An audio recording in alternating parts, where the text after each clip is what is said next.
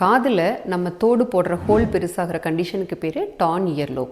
இது வந்து நம்ம கண்டினியூஸாக பெருசாக வெயிட்டுள்ள தோடு போடுறது, அல்லது குழந்தைங்களோ இல்லை வேறு யாரோ தெரியாமல் அந்த தோடை பிடிச்சி இழுத்துறதுனாலையோ, அல்லது முடி மாட்டுறது, ட்ரெஸ் மாட்டுறது, அந்த மாதிரி மாட்டி தோடு இழுக்கிறதுனால இந்த மாதிரி அந்த ஹோல் வந்து பெருசாகிடுது. இதை கரெக்ட் பண்ணுற ப்ரொசீஜருக்கு பேர் டான் இயர்லோப் ரிப்பேர். இது வந்து சிம்பிள் ஓபி ப்ரொசீஜர்.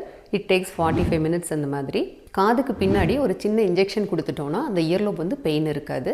அப்போது அந்த இயர்லோப் எட்ஜஸை வந்து நம்ம ட்ரிம் பண்ணிவிட்டு அந்த ரா ஏரியாவை சூச்சர் பண்ணுறது மூலியம் நம்ம அதை வந்து க்ளோஸ் பண்ணிடலாம். திருப்பி அகைன் அந்த சூச்சர்ஸை 1 வீக் கழித்து ரிமூவ் பண்ணிவிட்டு ஒரு 5 வீக்ஸுக்கு நம்ம விட்டுறணும். அப்படியே அது வந்து நல்ல அந்த ஸ்கார் ஹீல் ஆகி செட்டில் ஆன அப்புறம் 5 வீக்ஸுக்கு அப்புறம் மறுபடியும் இயர் பியர்ஸ் பண்ணிக்கலாம்.